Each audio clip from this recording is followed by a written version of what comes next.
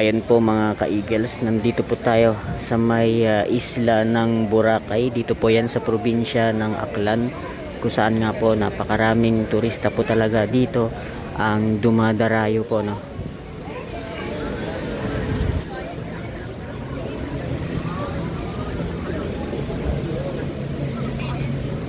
Napakaganda talaga ng Boracay.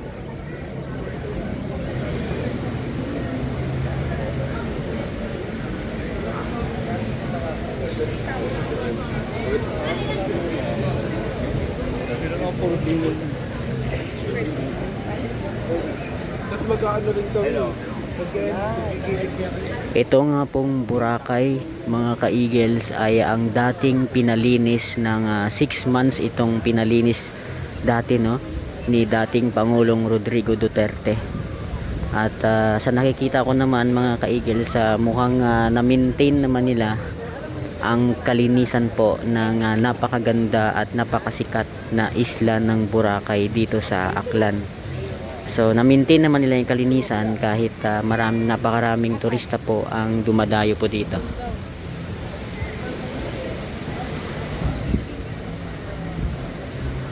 Yan, napakaraming mga turista. Marami pong nagsa-sunbathing.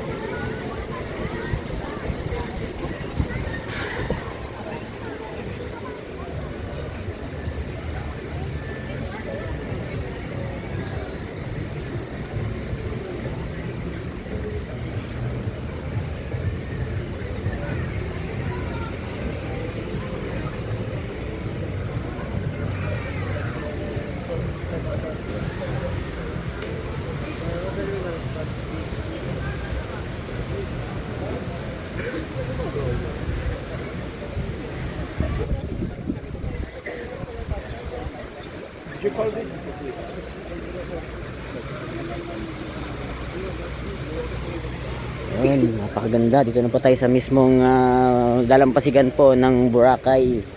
Wow, ito po siya kaganda.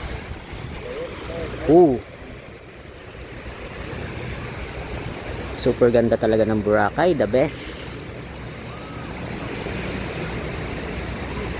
Wow.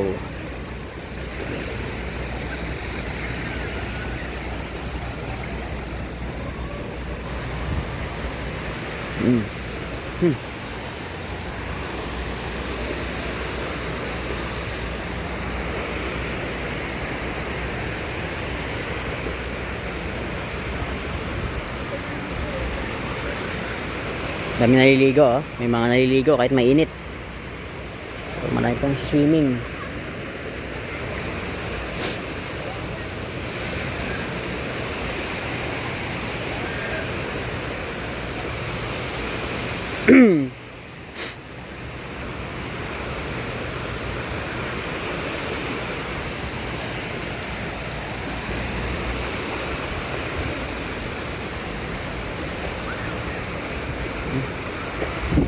Kumuha ng tubig.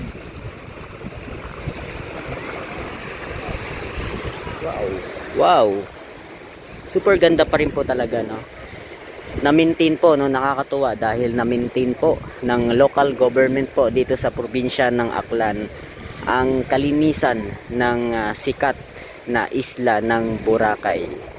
Kaya tingnan nyo naman, no, enjoy na enjoy ng ating mga kababayan. Hindi lang mga kababayan natin, napakarami po dito ay mga foreign tourist. Mukhang mas marami pa sila dahil nga po itong isla ng Boracay ay hindi lamang kilala sa Pilipinas, kundi kilala rin po ito sa ibang bansa. Kaya talagang walang kakupas-kupas at patuloy na dinadarayo ng ibang lahi itong isla ng Boracay. So napakaganda, grabe. So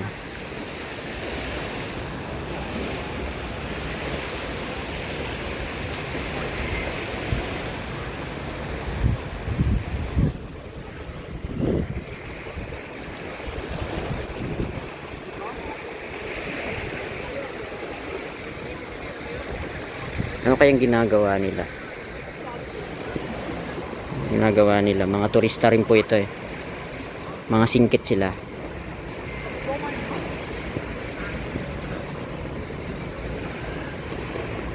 Yun, grabe.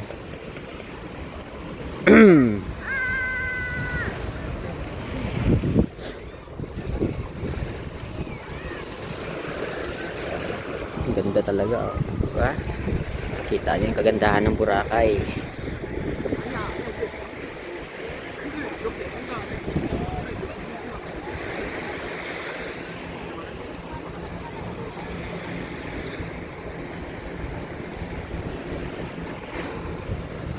Yun. Sarap po maglakad-lakad dito. Mainit lang ngayon pero siyempre Boracay ito. Mas enjoy ng ating mga kababayan at siyempre lalo na ng mga taga-ibang bansa na magbabad po sa arawan, no? Marami po ang nagsasunbathing po dito sa isla ng Boracay. Dito po yan sa probinsya ng Aklan. Ako nga po si Aguilar TV ay taga Aklan din po, kaya napakadali ko lamang ito mapuntahan kung ako ay magbabakasyon. So ayun, aba,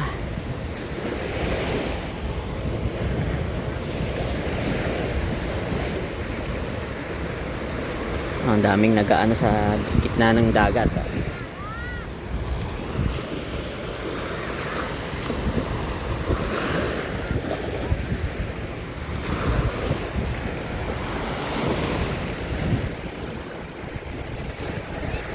Napakalinis po, kahit sobrang daming tao wala tayong nakikitang mga kalat.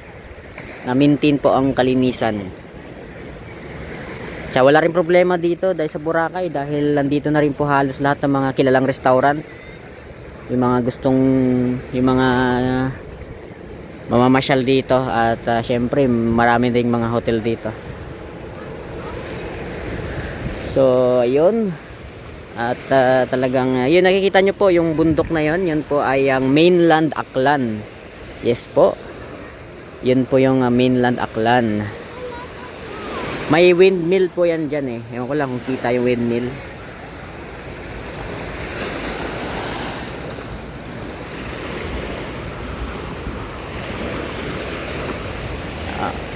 Sarap maglakad-lakad dito, no? May mga lumot, dahil yung lumot na yan ay normal lang po yan dahil actually isa po yan sa dahilan kaya maputi po ang buhangin ng Boracay. Yes, kailangan po ng mga lumot na yan. May mga lumot kasi tayo nakikita, oh. Normal po yan. Para manatiling maputi ang buhangin ng Boracay at talagang napakaganda talaga ng buhangin niya, pinong-pino. Kaya siya sumikat dahil sa kanyang super puti at mapinong buhangin.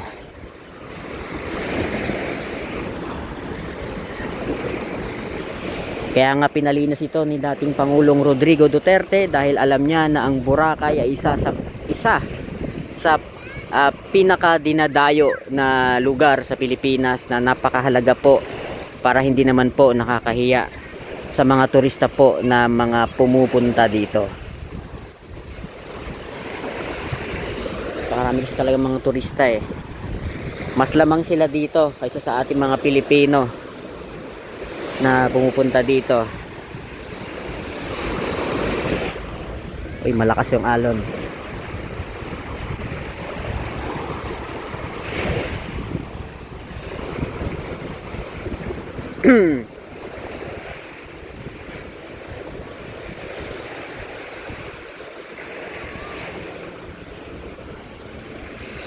McDonald's, oh.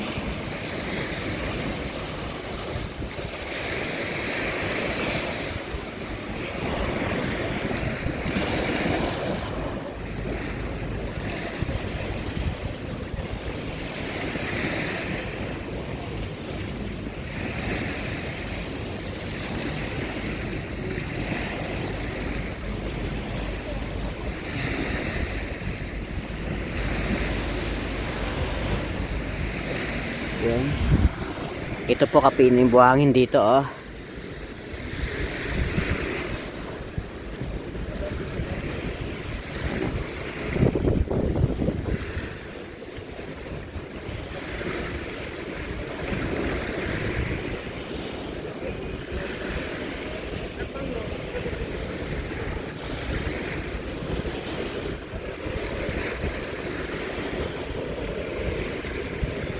Pulbos na pulbos talaga siya.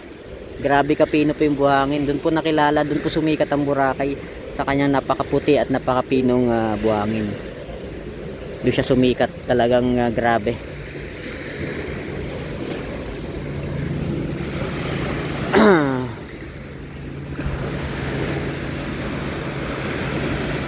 Oh, grabe.